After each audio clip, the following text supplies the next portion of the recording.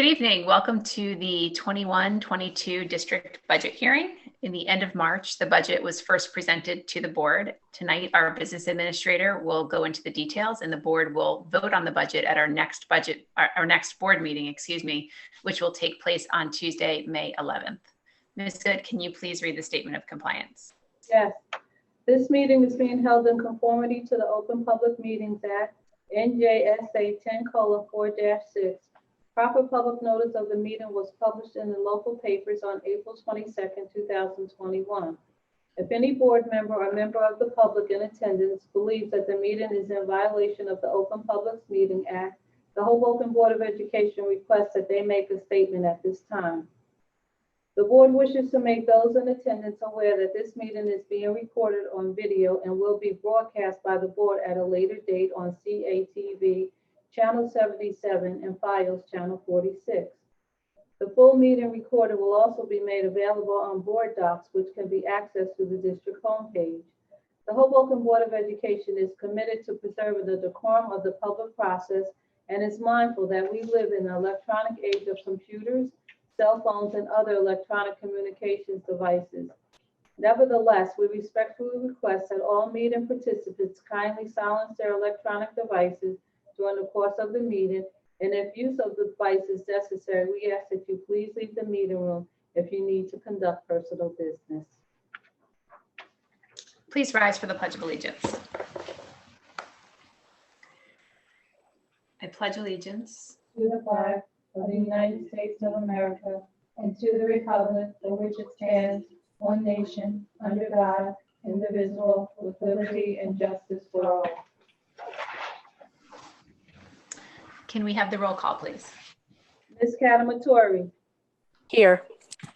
Ms. Delira. Here. Mr. Delator. Here. Ms. Connor. Here. Mr. Clupful. Here. Ms. McGurk. Here. Ms. Simons. Here. Mr. Carrion. Here. Ms. Angley. Here. Have a quorum.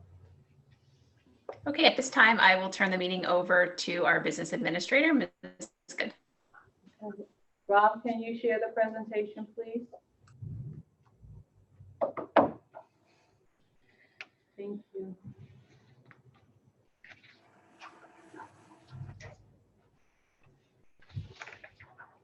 Okay. Key budget drivers for the public school was developed with a 0% budget increase for the Hoboken Board of Education. The charter schools payments required by the Hoboken Board of Education School District for the 21-22 school year will be $10,997,266. This is an actual increase of 2.2%. In order for to maintain the statutory requirement of a 2% tax levy, the district absorbed the additional 0.2%. So therefore, Rob, next page, please. I'm sorry. Okay, so every year I have to develop a budget calendar for the county office to inform them on how the budget was allocated and the budget calendar and the individuals that were involved in developing the budget. So on the budget calendar, January 5th, the budget allocation spreadsheets I emailed to all the principals and directors, department heads. And basically they received information that they would receive a flat budget for fiscal year 2022. With the exception of athletics, who added a additional sport, which Christine will discuss later, everyone else presented a budget that was flat. And that was on January 15th when I submitted the spreadsheets to the departments. On January 15th, they were required to return all their budgets to me, and I was available to discuss whatever I call it wish list items that they wanted to budget for. However, there were no money available at that time to budget those additional items in this budget.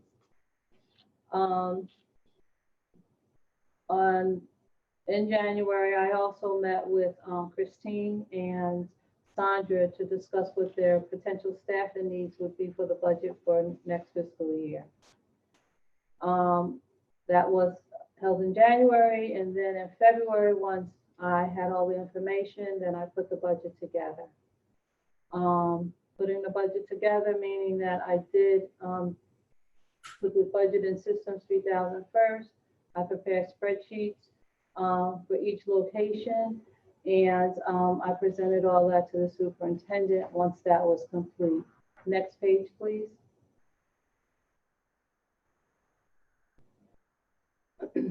On February 5th, I received the official State of New Jersey budget documentation from the county office. In March, I entered all the budget information in the state software. And at the March 9th meeting, the information that I was required to submit to the state of New Jersey, I presented to you as a board at that public meeting. On March 22nd, it was delivered via email upload to the county office for review and approval. They had no concerns. The budget was approved as submitted by the county office. Today is our public hearing, and on May 11th will be the adoption of the 2021-22 budget. Next page, please. You want to talk about the district planning? Yeah, I'll talk about these. So basically, the budget includes a compilation of fixed costs that are in our budget every single year, some of them with some annual increases and some of them flat, some of them decreased.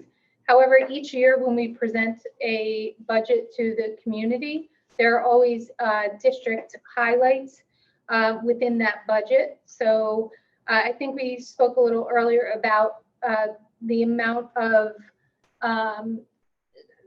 work and also give and take to create a budget that would be flat on our end. It was a commitment that we wanted to make to the community. And what we found was that with the assistance of some of the CARES Act money and the additional funds for COVID, we were able to develop this budget with that flat premise and mission in the forefront, and we were able to do that without removing or cutting anything from the budget. So every year, as you know, as a Board of Education, when you enter into negotiations, there's bargaining agreements, and as a result of those bargaining agreements and contracts, we are required to budget contractual salaries and benefits. And so in this budget, we obviously budgeted for any increases with all of our associations, the HEA, our custodial paraprofessionals, security guards, our administrators, as well as our teachers. We also saw in this particular budget an increase in the current staffing level to meet enrollment growth. So I just want to give you a little bit of a overview of what that means. So we budgeted for 6 additional teaching positions, as well as 1 additional special education position. So as a result, we filled those positions in terms of staffing. So in other words, we haven't actually hired the individuals to take those positions, but we have laid the entire footprint out of what is needed for next year. We've done a full analysis of our enrollment. Currently, we've done a full analysis of our enrollment potential for next year. We've done a full analysis of our sections at every grade level. We looked at where we could potentially consolidate and where we needed to expand. We looked at our incoming kindergarten enrollment. And also we looked at the new enrollees that we already have this year registered for the opening of September. So as a result of that, we were able to take those 6 new teaching positions, the 1 special education position, and allocate them to the appropriate places where they belonged in each of the schools. However, in addition to that, as a result of, as you know, every year before we develop our schedule, we always look at are there classrooms that have that had a little bit of a decrease during the year, classrooms that had a little bit of an increase. We look at classes at the high school and we look at their enrollment. Did they meet the enrollment of, say, 14? Did they meet the enrollment of 18? Did they meet the enrollment of 22? Did they fall below 12? We already put out all of our surveys for high school scheduling, so we know how many kids are going to be in every single class next year. And as a result of that, we then began to look at our current staff and how we could utilize our current staff most appropriately. What that did was it actually opened some additional new positions for us. They are not new positions in the budget in terms of additional funding, but they are new positions for us to use for you know, our current needs, which is critical, and we do that every single year. So, but those 6 new teaching positions were absolutely critical based on our enrollment growth at the kindergarten through 8th grade level, and at the middle school level and into the high school level as well. We actually had to shift 2 middle school staff members up to the high school level, and then replace those at the middle school level in order to meet enrollment growth at the high school level as well. This budget includes everything associated with our curriculum renewal and evaluation schedule. It includes everything from the adoption and purchasing of new programs that go along with curricular overhaul, but it also includes all of the funds that are associated with curricular revisions and the enhancement of resources in all of the programs.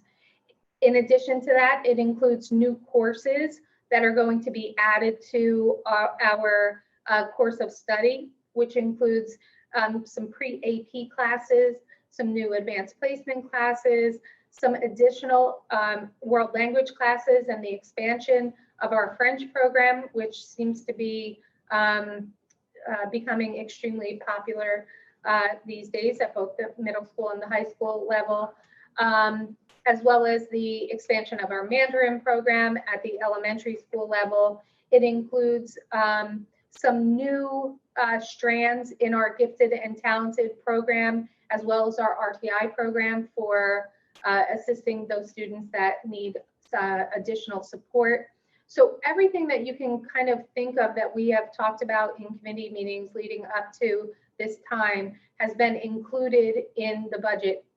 In addition, all of the online and technological programs that we've been using, any digital platforms, those are all included in this budget as well.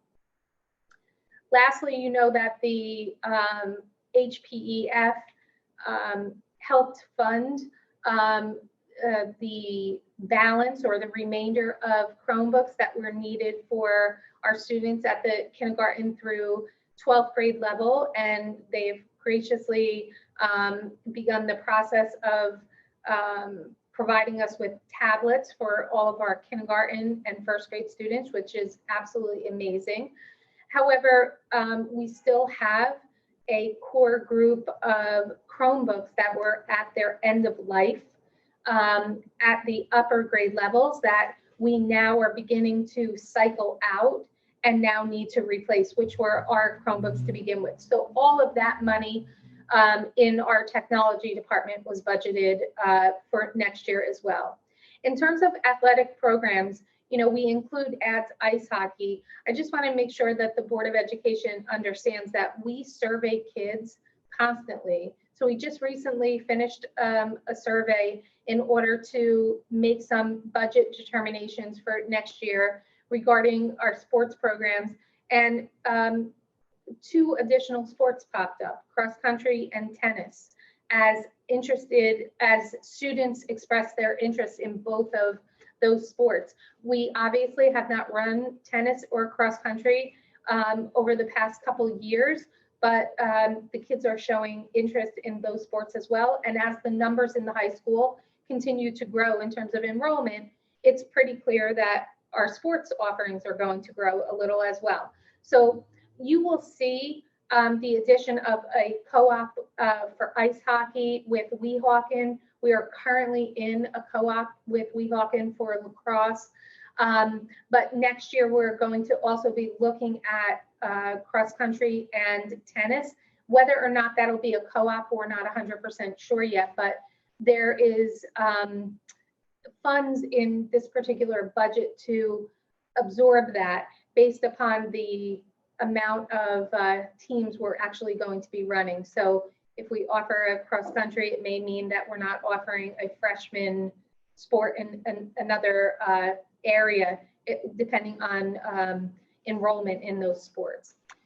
This budget also maintains every co-curricular and extracurricular activity that we've had. And in addition to that, it also supports, along with some of the grant funding that's tied to this particular budget, summer programs. I'm not sure if you saw today, but we put 2 new summer programs out today. Studio 10 for both the middle school and high school students.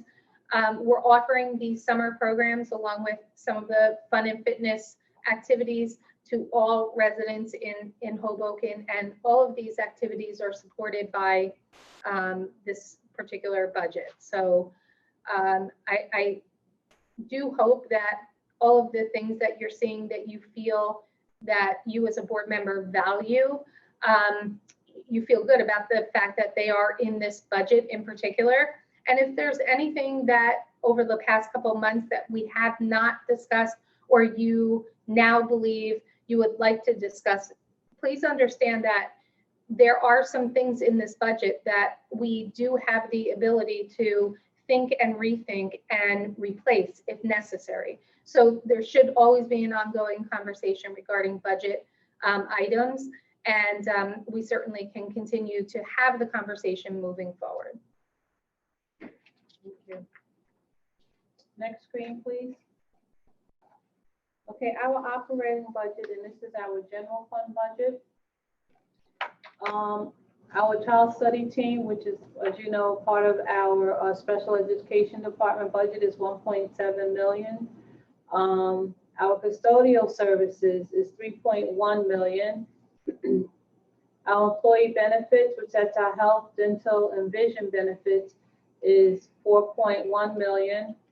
Instruction tuition, this is added district placements for the $2.7 million.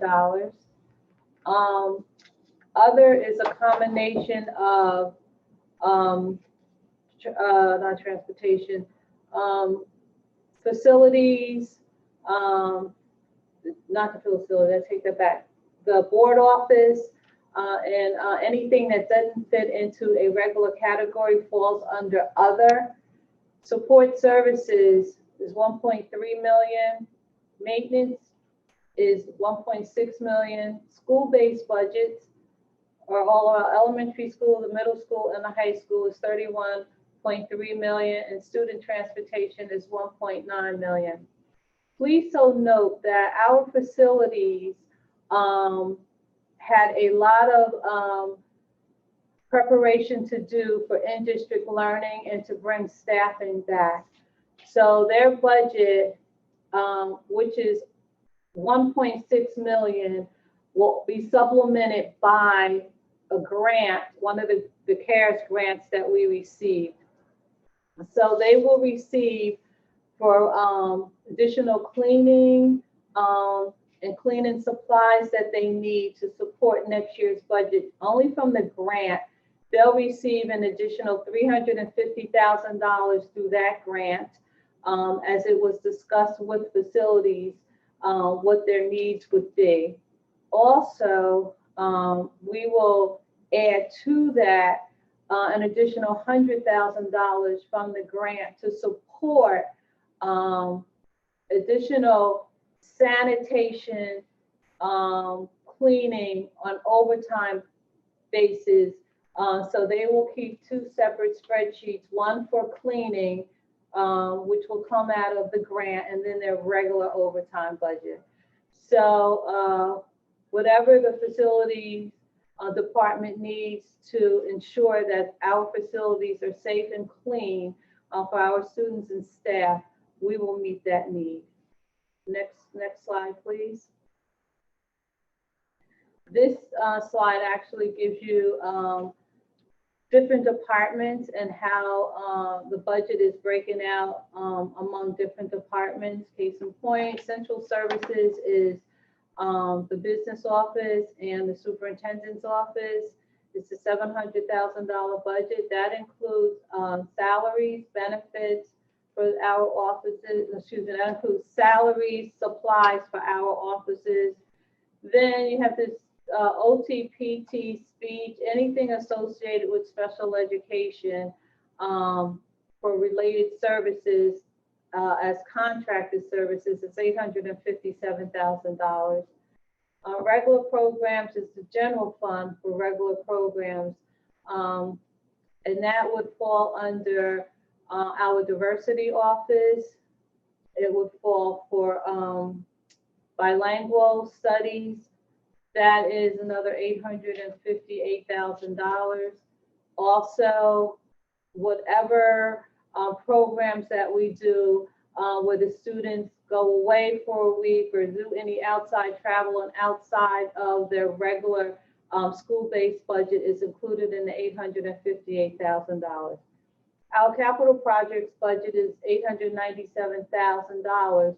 These are capital projects that were approved several years ago, and we're still paying for them. Support services for the general fund budget is also included here. Next slide, please. As I open the budget meeting with, the charter schools budget is what absorbed our 2% and the 2% tax increase plus an additional 0.2% from our tax levy. So therefore, we presented a budget with no tax increase, but a tax decrease for the Hoboken Board of Education. Our special ed tuition is $2.7 million, and again, the student transportation is $1.9 million. Next slide, please. So these are our revenues for next year. Our tax levy is $54,176,311. We're anticipating private contributions at $46,271. And the interest that we are expecting to receive on our reserve accounts, that's maintenance reserve and capital reserve accounts, is $2,350. The rent, the $950,000, will be received from the preschool providers that are renting space in our district. Our miscellaneous revenue is $360,000. The miscellaneous revenue is a combination of funding that we receive from different sources, from various sources. Our state aid for next year is $8.5 million, and our federal aid is $202,285,000. We will be utilizing a fund balance of $2,273,946. The $2.2 million is funds that we did not spend this fiscal year. So this monies that we reserve from this year's budget is basically is the only funds that actually we needed in order to support next year's budget. Next screen, please. Next screen. I went through this already. In Hoboken, the average assessed home is $526,000. The tax levy increase, which is an estimate, would be $54.78 for next year. Next page, please. Any questions? Thank you. Thank you. I don't have any questions. I just really wanted to comment on the free summer programs that were mentioned and are covered in this budget that are offered free to all Hoboken residents, such as the middle school kickball program, the high school ultimate frisbee, and the recently announced art program. I think these programs are so valuable to our students and to our community. So thank you. These are great programs to have in there. Don't forget yoga. And yoga, how could I forget? Exactly. My favorite. Does anyone else have any questions or comments?